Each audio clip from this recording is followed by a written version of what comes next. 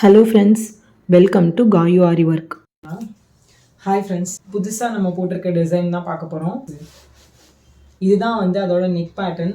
Neck பேட்டர்னை நீங்கள் பார்த்தீங்கன்னா ஒரு மாதிரி மோட்டிவாக ஃபுல்லாக டிசைன் பண்ணியிருக்கோம். இப்போ இதை பற்றி டீட்டெயிலாக பார்க்கலாம். இதில் நம்ம என்ன பண்ணியிருக்கோன்னா, டோட்டலாகவே இது பிங்க் கலர் ப்ளவுஸ், வேறு எந்த கலருமே கிடையாது. ஸோ அதனால ஒரு சுகர் பீடு, பிங்க் கலரில் ஒரு ஸ்டோன் செயின், இதை கொஞ்சம் நான் கிட்ட காட்டுறேன். ஃபுல்லாக செயின் ஸ்டிச் போட்டுட்டு அதுக்கப்புறம் ஒரு பீட், சுகர் பீட் ஒரு லைன் வச்சுருக்கேன். அடுத்து பிங்க் கலர்லேயே ஸ்டோன் செயின், திரும்ப ஒரு சுகர் பீட் லைன். இது ரைஸ் பீடு இல்லை வீட் பீடுன்னு கேட்டிங்கன்னா இந்த ஷேப் உங்களுக்கு தருவாங்க. இது கொஞ்சம் மீடியம் சைஸ் பீட்ஸு. ஸோ அதை எடுத்து இந்த மாதிரி ஒரு வி ஷேப்பில் வச்சுட்டு இந்த இடத்துல ஒரு கிளிப்பிங் ஸ்டோன் ஒட்டிட்டு அதை சுற்றி சுகர் பீட் போட்டிருக்கேன்.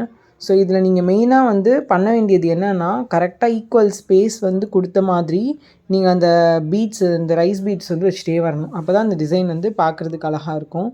ஃபுல்லாக நெக் ஃபுல்லாக அதே டிசைன் ஃபுல்லாக ரவுண்டப் ஆகிருக்கு. ஸோ ஃப்ரண்ட் நெக்குமே அதே டிசைன் தான். ஸோ இதுதான் ஃப்ரண்ட் நெக்கு. ஹேண்ட்லேயும் அதே தான். ஹேண்ட் காட்டுறேன். ஸோ இதுதான் ப்ளவுஸு, இது பார்ட்ரு.